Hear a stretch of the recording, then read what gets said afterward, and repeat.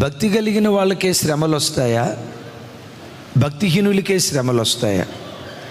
దేవుడు క్రైస్తవ జీవితంలో శ్రమలను ఎందుకు అనుమతిస్తాడు? దీని గురించి ఒక లోతైన సందేశం మీతో ఇవ్వాలని నేను ఆశపడుతున్నాను.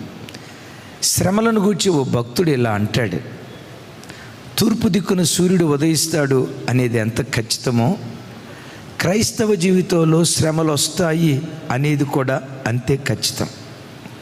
భక్తిహీనుడికి ఎడిదిరిగా వస్తాయి, భక్తి కలిగిన వారికి కూడా ఖచ్చితంగా వస్తాయి. అయ్యా, భక్తి కలిగిన వాళ్ళకి ఖచ్చితంగా వస్తాయా అంటాడు కదా ప్రభువారు. క్రీస్తు యేసునందు సద్భక్తితో బ్రతుకను ఉద్దేశించువారు శ్రమల పాలవుతారు అని అంటాడు. అంటే సద్భక్తితో బ్రతికేటువంటి వారి వ్యక్తుల జీవితాల్లో కూడా తప్పకుండా శ్రమలు వస్తాయి. మనకు కళ్ళు ఉన్నాయి అనేది ఎంత వాస్తవమో, క్రైస్తవుని జీవితంలో శ్రమలు వస్తాయి అనేది కూడా అంతే వాస్తవం. ఎందుకు దేవుడు శ్రమలు అనుమతిస్తాడు వివరణ ఇచ్చే ముందు పేతురు మొదటి పత్రిక మొదటి అధ్యాయం 6వ వచనం ఒకసారి నేను చదువుతాను, చూడండి. పేతురు మొదటి పత్రిక, నాతో కలిసి చెప్పండి. ఇందువలన మీరు మిక్కిలి ఆనందించుచున్నారు కానీ అవసరమును బట్టి నానా విధములైన శోధనల చేత ప్రస్తుతమున కొంచెము కాలము మీకు దుఃఖము కలుగుచున్నది. ఆగుదాం అక్కడ, ఆగుదాం. ఒకసారి నాతో కలిసి నా వైపు చూస్తూ చెప్పండి. అవసరమును బట్టి నానా విధములైన శోధనల చేత. అంటే ఇప్పుడు చెప్పండి, నానా విధమైన శోధనలు అవసరమా కాదా? మానవ జీవితంలో అవసరాలు ఉంటాయి, కంఫర్ట్ ఉంటుంది, లగ్జరీ ఉంటుంది. లగ్జరీ లేకపోయినా బ్రతకగలుగుతాం, కంఫర్ట్ జోన్ లేకపోయినా బ్రతకగలుగుతాం. కానీ కొన్ని కనీస అవసరాలు ఉంటాయి, ఆ అవసరాలు లేకుండా ప్రపంచంలో ఎవడు బ్రతకలేడు. నీరు అవసరమా కాదా? నీరు అవసరం అందామా, లగ్జరీ అందామా? మరలా పెద్దగా గాలి అవసరమా కాదా? ఏసీ అవసరమా కాదా? అది లగ్జరీ, కంఫర్ట్. లగ్జరీ కంఫర్ట్ లేకుండా బ్రతకగలం. అవసరమైన నిత్యావసర అవసరాలు లేకుండా ఏ వ్యక్తి బ్రతకలేడు. గాలి లేకుండా బ్రతకలేడు. ప్రతిరోజు గాలి పీల్చాల్సిందే. నీళ్ళు అవసరం, ప్రతిదినం నీళ్లు త్రాగాలి.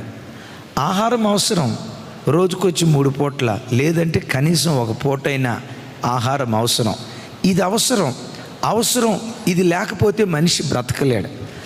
ఆహారం ఎంత అవసరమో, నీళ్ళు ఎంత అవసరమో, క్రీస్తు యేసులో బ్రతికే క్రైస్తవుడు కూడా శ్రమలు అంతే అవసరం.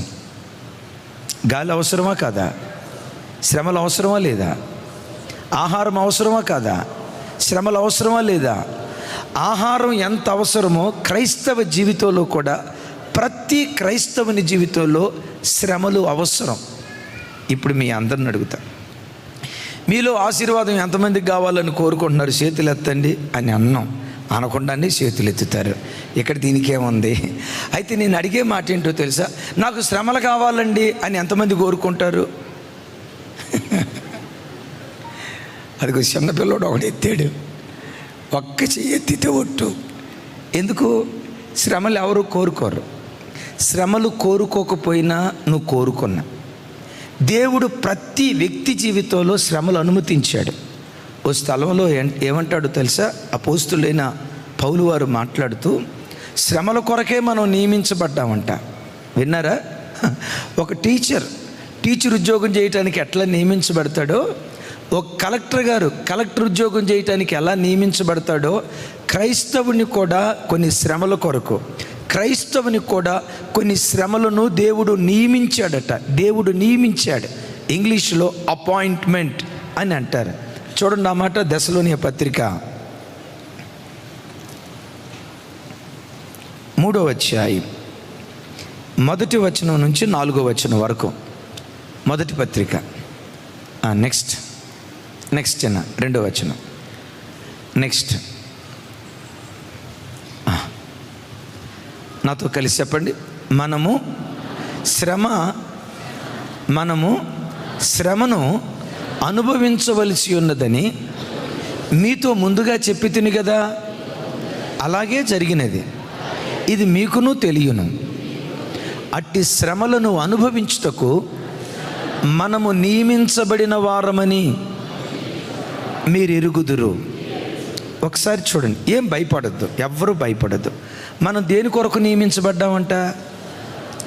ఆశీర్వాదం కొరకు నియమించబడ్డాం అనేది ఎంత వాస్తవమో, పరలోకం కొరకు నియమించబడ్డాం అనేది ఎంత వాస్తవమో, యేసయ్య ముఖాన్ని ముఖాముఖిగా చూడటానికి నియమించబడ్డాం అనేది ఎంత వాస్తవమో, క్రైస్తవ సంఘం శ్రమల కొరకు నియమించబడింది అనేది కూడా అంతే వాస్తవం. ఎందుకు దేవుడు శ్రమలను అనుమతించాడు? ఇది అవసరం అంటున్నాడు కదా. శ్రమల కొరకు మనం నియమించబడ్డాం అని అంటున్నాడు కదా. ఎందుకు క్రైస్తవుని జీవితంలో దేవుడు తన చిత్తానుసారంగా తన పిల్లలకు శ్రమలు అనుమతిస్తాడు?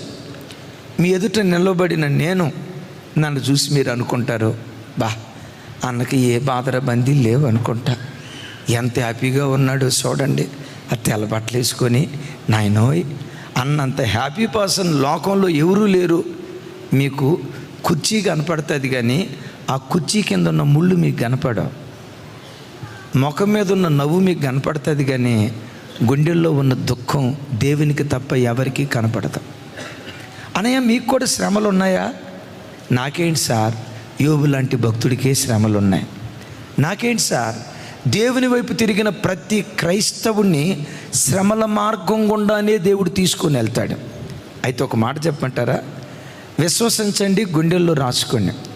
నీ బ్రతుకుల్లో ఎన్ని శ్రమలు వచ్చినా, ఎన్ని కష్టాలు వచ్చినా, ఏ కష్టమో నీకు నష్టాన్ని తీసుకురాదు. నా మాట మీకు అర్థమైనట్లేదు. ఏమన్నాను? కష్టాలు వస్తాయా రావా? ఎన్ని కష్టాలు వచ్చినా ఏ కష్టం నీకు నష్టాన్ని తీసుకురాదు, ఏ కష్టం నీకు కీడు తీసుకురాదు.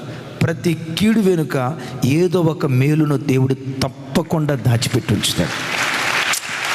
అది నీ కళ్ళకు మాత్రం కీడుగా కనపడుతుంది. ఆ కీడు వెనుక ఒక మేలు, ఆ కష్టం వెనుక ఒక లాభాన్ని. దేవుడు కష్టాన్ని అనుమతిస్తాడు కానీ నష్టాన్ని అనుమతించడు. క్రైస్తవ జీవితం ఎలా ఉంటుందో బైబిల్లో ఒక అద్భుతమైన మాట, నిర్గమకాండం 3వ అధ్యాయం. నేను త్వరగా చెప్పుకుంటూ వెళ్తాను, చాలా విషయాలు ఉన్నాయి, రాసుకునే వాళ్ళు రాసుకోవచ్చు. నిర్గమకాండం 3వ అధ్యాయం అందరూ చూడండి. మొదటి 3 వచనాలు నాతో కలిసి చెప్పండి. మోషే మిద్యాను యాజకుడైన ఇత్రో అను తన మామ మందను మేపుచు ఆ మందను అరణ్యము ఆవరణకు తోలుకొని దేవుని పర్వతమైన హోరేబుకు వచ్చెను. ఒక పొద నడిమి అగ్నిజ్వాలలలో యెహోవా దూత అతనికి ప్రత్యక్షమాయెను.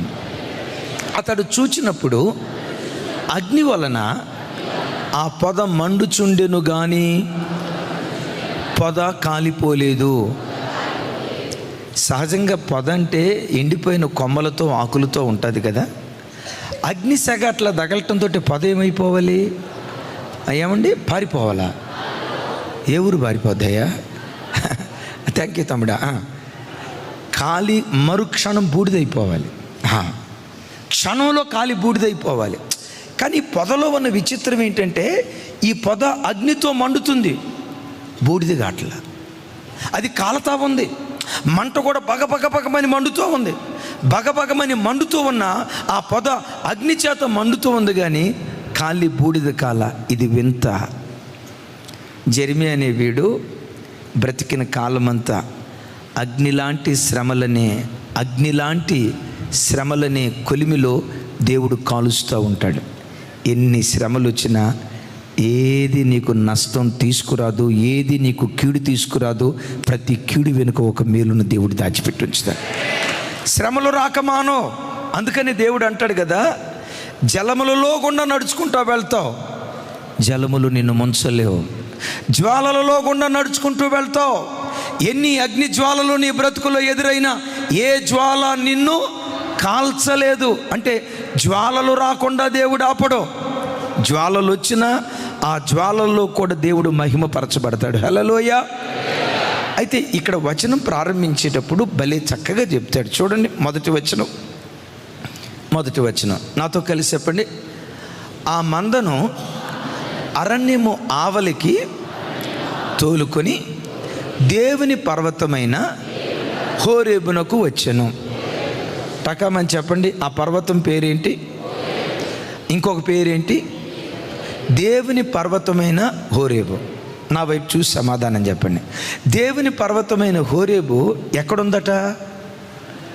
అరణ్యానికి యువతలుందా, అరణ్యానికి అవతలుందా? ఇప్పుడు నా వైపు చూడాలి. అది హోరేబు, దేవుని పర్వతం. నేను ఇక్కడున్నా. దేవుని పర్వతంగా పిలువబడుతున్న హోరేబుకు చేరాలంటే మధ్యలో ఏ మార్గం ఉంది?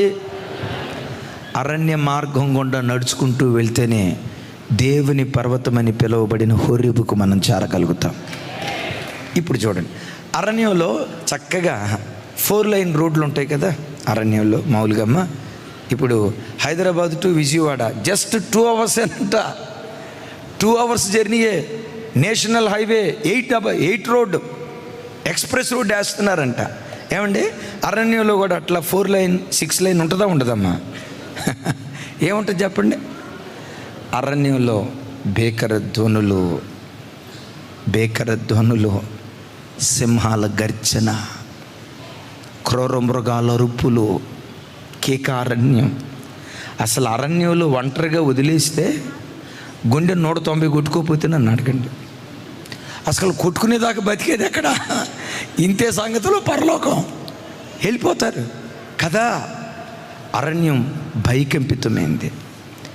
దేవుడు హోరేబ్ అని ఆయన పర్వతానికి మనల్ని తీసుకెళ్ళేటప్పుడు సుఖవంతమైన మార్గం గుండా తీసుకెళ్ళడు, సంతోషకరమైన మార్గం గుండా తీసుకెళ్ళడు. అరణ్యం లాంటి భయాల మధ్యలోనే, అరణ్యం లాంటి భీకర ధ్వనుల మధ్యలోనే, అరణ్యం లాంటి కేకారణ్యం గుండానే, అరణ్యం లాంటి ముళ్ళ లాంటి త్రోవల గుండానే ఆయన తీసుకొని వెళ్ళి చివరికి మనల్ని ఎక్కడ చేరుస్తాడో తెలుసా? అరణ్యములో ఆకులు రాల్చినట్లుగా రాల్చడో, అరణ్యంలో క్రూర మృగాల చేతికి దేవుడు నిన్ను అప్పగించడో, సింహాల చేతికి, పులుల చేతికి, ఎలుకబంటి చేతికి దేవుడు నిన్ను అప్పగించడో. నువ్వు నడిచేది అరణ్యములోనైనా నీ పాదములకు రాయి తగలకుండా దేవతలు నిన్ను ఎత్తిపట్టుకొని నడిపిస్తూ చెప్పండి, ఎక్కడికి తీసుకొని వెళ్తాడు? హోరేబుకి వెళ్తే ఎవరున్నారు అక్కడ? దేవుని పర్వతం అని ఆ పేరుక ఎందుకు వచ్చింది? ఆ పర్వతం మీద దేవుడు ప్రత్యక్షమయ్యాడు. నేనంట, దేవుని మహిమను భవిష్యత్తులో నువ్వు చూడాలంటే అరణ్య మార్గం గుండానే నువ్వు ప్రయాణమే వెళ్ళాలి. ఒక మాట గుండెల్లో రాసుకోండి. ఈనాటి శ్రమ రేపటి మహిమకు కారణమవుతుంది.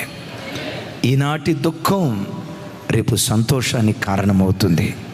ఈనాటి ఏడ్పు రేపు నాట్యానికి కారణంగా దేవుడు మారుస్తాడు. దేవుడు ఇప్పుడు మహిమనిచ్చేటప్పుడు ఎలా ఇస్తాడో చెప్పమంటారా? కొలిచిస్తాడు. నాకెంత మహిమనిస్తాడు? నేను ఎంత శ్రమను అనుభవిస్తానో నా శ్రమను కొలిచి ఈనాటి శ్రమ రేపు మహిమగా దేవుడు మారుస్తాడు.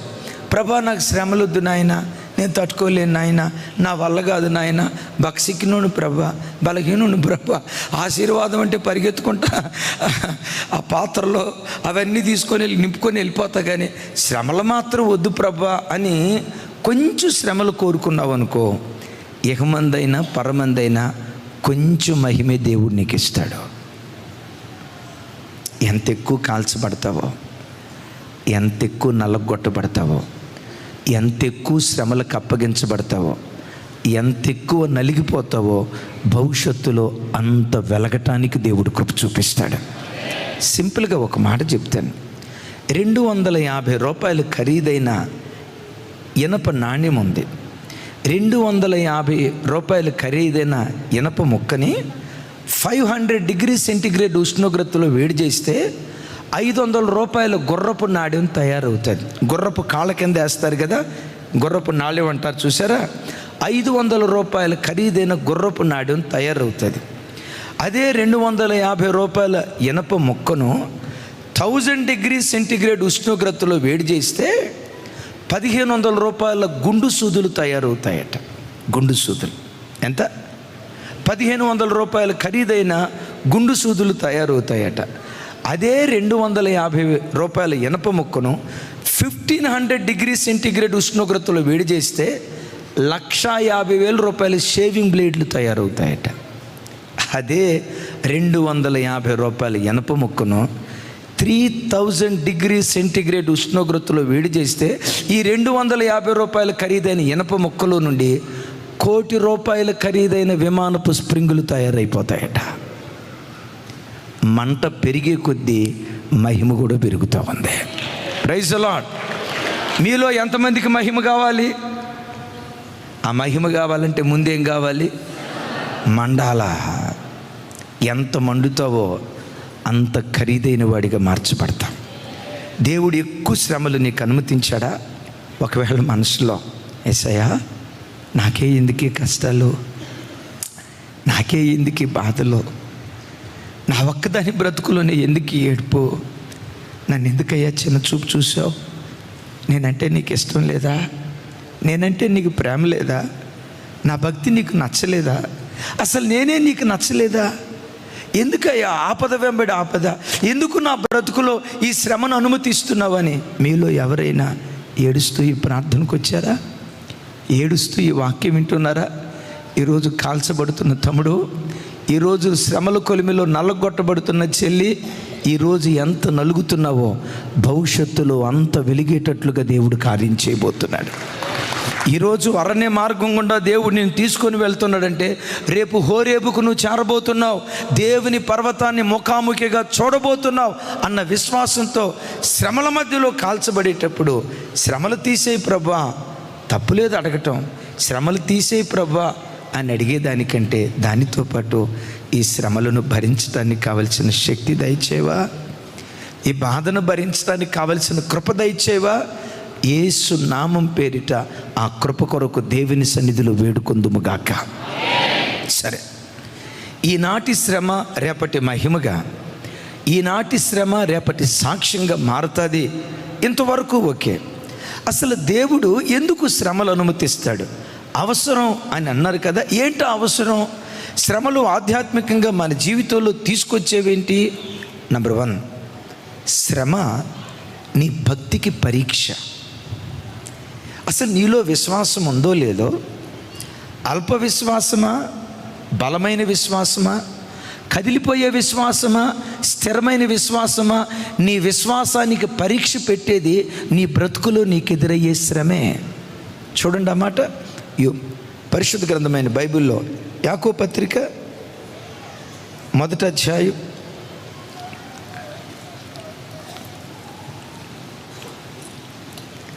2వ వచనం. నాతో కలిసి, నా సహోదరులారా మీ విశ్వాసమునకు కలుగు పరీక్ష. దేనికి కలిగే పరీక్ష? ఇప్పుడు నా వైపు చూడండి. ఒంట్లో జ్వరం ఉందా లేదా ఎట్లా తెలిసిద్ది? జ్వరాన్ని చూస్తే తెలిసిద్దా? అదే ఆ జ్వరం ఎట్లా కనపడింది సార్? థర్మామీటర్ పెడతారు కదా, థర్మామీటర్. మనకి బీపీ ఉందా లేదా ఎట్లా తెలిసిద్ది? ఇప్పుడు కరెంట్ ఉందా లేదా ఎట్లా తెలిసిద్ది? టెస్టర్ పెడితే టెస్టర్ పెట్టడాన్ని బట్టి కరెంట్ ఉందో లేదో తెలిసిద్ది. మనలో విశ్వాసం ఉందో లేదో, మన విశ్వాస వీరులమో కాదో ఎట్లా తెలిసిద్ది? శ్రమల ద్వారా నీ భక్తికి పరీక్ష కలుగుతుంది. శ్రమల ద్వారా నీ విశ్వాసాన్ని దేవుడు పరీక్షిస్తాడు.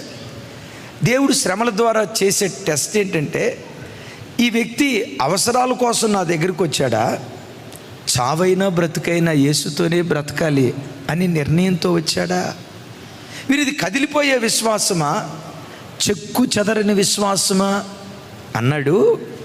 సైతానా, నా యోబుని చూసావా? భూమి మీద అతని వంటివాడు లేడు. సైతానుగాడు ఊరకనే ఉన్నాడా? ఏమన్నాడు తెలుసా? ఆయన ఊరకనే భక్తి కలిగి ఉన్నాడయ్యా, అన్నీ ఇచ్చావు కాబట్టి దేవుడు దేవుడు అన్నాడు. అయి తీసాయి. అందరి ముందు నేను దూషించకపోతే నన్ను అడుగు. దేవుడేమన్నాడు తెలుసా? నా యోబు అలాంటి వాడు కాదు. ఇచ్చినా స్తుతిస్తాడు, ఇవ్వకపోయినా స్తుతిస్తాడు. ముందు నువ్వు తీసేయ, ఆ తర్వాత తెలిసింది. సైతాను గడికి అనుమతి ఇచ్చాడు. బిడ్డలారా, ఒకటి నమ్మండి, దేవుని అనుమతి లేకుండా నీ తల వెంట్రుకలో ఒక్కటి కూడా రాలదు. శత్రువైన సాతాను నీ ఇంటి చుట్టూతా దేవుడు వేసిన కంచెను దాటి ఒక్క అడుగు కూడా ముందుకు వేయలేడు. ఆమేన్.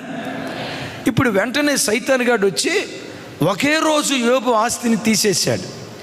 తూర్పు దిక్కున్న జనులందరిలో మిక్కిలి గొప్పవాడు యోబు అయితే, ఒకరోజు గడిచింది, ఆ దేశంలోనే అత్యంత దరిద్రుడు ఎవరయ్యంటే యోబే. సైతాను గాడు అన్నాడు, చూడు ఇప్పుడు నేను దూషించకపోతే నన్ను అడుగు, విశ్వాసం అన్నావు కదా, ఏ విశ్వాసం అంటే చూడు అనే లోపే యోబు లేవనే లేచాడు. బట్టలు చింపుకునేటప్పుడు సైతాను గాడు ఏమన్నాడు తెలుసా? అదుగో బట్టలు చింపుకుంటున్నాడు, నేను దూషించకపోతే నన్ను అడుగు. బూడిదలోకి వెళ్ళాడు, సాష్టాంగపడేటప్పుడు అనుకున్నాడు, చూడు ఇప్పుడు నేను దూషిస్తాడు. సాగిలిపడి అంటాడు, యెహోవా ఇచ్చెను, యెహోవా తీసుకొని పోయెను, ఆయన నామమునకు స్తుతి కలుగునుగా. కానీ మనసారా దేవుని స్తుతించడం ప్రారంభించాడు. అతడు విశ్వాస వీరుడు అని శ్రమల ద్వారా పరీక్షించి సైతాను తెలుసుకున్నాడు. దేవుడు పెట్టిన పరీక్షలో యోబు నెగ్గాడు. బిడ్డలారా, నువ్వు నిలవబడతావో లేదో కొన్ని పరీక్షలు నీకు వస్తాయి. నువ్వు నిలవబడతావో లేదో అనారోగ్య పరీక్షలు వస్తాయి, ఆర్థిక పరీక్షలు వస్తాయి, అసమాధానపు పరీక్షలు వస్తాయి, కుటుంబంలో శాంతి సమాధానం లేని పరిస్థితి, దినం వెంబడి దినం ఆర్థికంగా నల్లగొట్టబడే రకరకాల శ్రమల గుండా దేవుడు నిన్ను తీసుకొని వెళ్తాడు. అది నీ విశ్వాసానికి కరిగే పరీక్ష అని ఎరిగి, దేవా విశ్వాసంలో కడవరకు నేను నిలకడగా నిలవబడేటట్లుగా, నాకు ఎదురయ్యే ప్రతి పరీక్షలో యోబులాగా స్థిరంగా ఉండేటట్లుగా చాలా ప్లస్ ఏంటి మైనస్ కాదు, పెద్దగా చెప్పండి, నేను మీకు చాలా ప్లస్ అయిపోతాను అయ్యగారు, మీ సేవ ఒక రేంజ్కి వెళ్ళిపోద్ది, నేను మల్టీ టాలెంటెడ్, నన్ను సేవలో వాడుకోండి అని అన్నాడట. అప్పుడు రానాల్ బొంకే గారు ఆయన వైపు చూసి అన్నాడట, నీలాంటి వాడి సేవకు అస్సలు పనికిరాడు నాయన అన్నాడంట. ఏం సార్ ఏం మాట్లాడుతున్నారు? నేను మల్టీ టాలెంటెడ్ అనండి, బహుభాష, అదే చెప్పాలి, బహుభాష, కోవిదుడును, హిబ్రూ, ఇంగ్లీష్, గ్రీకు, అది ఇది ఇన్ని భాషలు వచ్చారు నాకు, నన్ను కనుక మీ సేవలో జాయిన్ చేసుకుంటే మీకు ప్లస్ అన్నాడంట. నీలాంటి వాడిని చేర్చుకుంటే ప్లస్ తర్వాత నాయన మైనస్ కాకుండా ఉంటే అదే చాలు, నీలాంటి వాడు అస్సలు పనికిరాడు అన్నాడట. ఆ తర్వాత ఇంకొక అతను తైలి సంస్కారం లేని తల, చెదిరిపోయిన జుట్టు, మాసిపోయిన గడ్డం, మాసికలు వేసిన బట్టలు, అదో రకంగా వచ్చి, అయ్యా నేనంత తెలివి కలిగిన వాడిని కాదు, అంత భాషా పరిజ్ఞానం కూడా నాకు లేదు, ఇక జ్ఞానం అంటారా అది అంతా మిథ్య, కానీ నా గుండెల్లో దేవుని పని చేయాలనే ఆశ ఉందయ్యా, నాలాంటి వాడిని ఏమైనా వాడుకుంటారా? ఆశ, టాలెంట్ లేదయ్యా, టాలెంట్ లేదు, నాకు వచ్చిన భాష కూడా సరిగ్గా రాదు, గ్రామటికల్ మిస్టేక్ ఉంటుంది, కానీ గుండెల నిండా దేవుని సేవ చేయాలి, దేవుని పనికి ఉపయోగపడాలి ఆశ ఉంది, నన్ను వాడుకుంటారా అయ్యా అంటే, వెంటనే రేనాల్ బొంకే గారు చూసి అన్నాడట, నీలాంటి వాడే దేవుని పరిచర్యకు కావాలయ్యా. ఎందుకో తెలుసా? జ్ఞానులను సిగ్గుపరచడానికి లోకములో వెర్రివారిని దేవుడు ఏర్పరచుకుంటా ఉంటాడు. నీలాంటి వెర్రివాడే దేవునికి కావాలి. కమ్అవుట్, దేవుని మీద ఆధారపడే నీలాంటి వాడే కావాలి. నా బలమంతా వట్టిదే, నా జ్ఞానమంతా వట్టిదే, నా బలమంటూ ఏదైనా ఉన్నదంటే అది దేవుడేనని దేవుని మీద ఆధారపడే వ్యక్తులు దేవుని చేతిలో పడితే ఆ బలహీనుణ్ణి బలవంతులు సిగ్గుపరిచేటట్లుగా దేవుడు వాడుకోవటం ప్రారంభిస్తాడు. విన్నారా? ఈ దీనత్వం ఒక వ్యక్తికి రావాలంటే దీనత్వం ఎక్కడ నేర్పుతారు? ఏమండి, టైపు నేర్పబడును, కంప్యూటర్ నేర్పబడును, స్పోకెన్ ఇంగ్లీష్ నేర్పబడును. ఈ ఓర్పు నేర్పడానికి ఇన్స్టిట్యూషన్ లేవు. ఆ ఓర్పును నేర్పే ఏకైక ఇన్స్టిట్యూషనే, ఆ దీనత్వాన్ని నేర్పే ఏకైక ఇన్స్టిట్యూషనే శ్రమల పాఠశాల. ఆఖరి మాట అర నిమిషం చెప్తా. శ్రమల ద్వారానే మనకు సంపూర్ణత వస్తుంది. సంపూర్ణత. హెబ్రీయులకు రాసిన పత్రిక 2వ అధ్యాయం, హెబ్రీయులకు రాసిన పత్రిక 2వ అధ్యాయం 10-11 వచనాలు అపోస్తుడైన పౌలు వారు మాట్లాడుతూ, చివరి మాట నాతో కలిసి చెప్పండి. ఆయన అనేకులైన కుమారులను మహిమకు తెచ్చుచుండగా వారి రక్షణకర్తను శ్రమల ద్వారా సంపూర్ణుని చేయుట ఆయనకు తగును.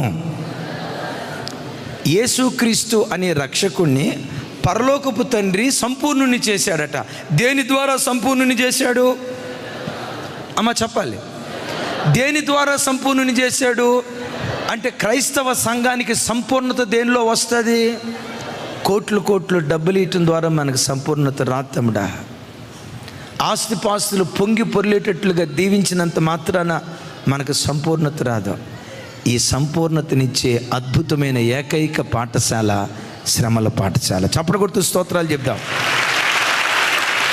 చెప్పండి, ఏ పాఠశాల? ముగిస్తున్నాను. మీలో ఎవరైనా శ్రమల కొలిమిలో కాల్చబడుతూ ఉంటే పౌలు గారు అంటాడు, పొందబోవు మహిమ ఎదుట ఇప్పటి కాలపు శ్రమలు ఒకసారి నా వైపు చూసి చెప్పండి. పొందబోవు మహిమ ఎదుట ఇప్పటి కాలపు శ్రమలు అంటే ఈరోజు నీకు శ్రమ ఉందంటే భవిష్యత్తులో ఏం దాచిపెట్టాడు? ఆ మహిమను ఎదురు చూస్తూ శ్రమల మధ్యలో స్థిరులుగా కదలిన వారిగా ఉందుముగాక. నీవు అనుభవిస్తున్న ప్రతి శ్రమను తూచి ఆ శ్రమను భవిష్యత్తులో దేవుడు మహిమగా చేయునుగాక.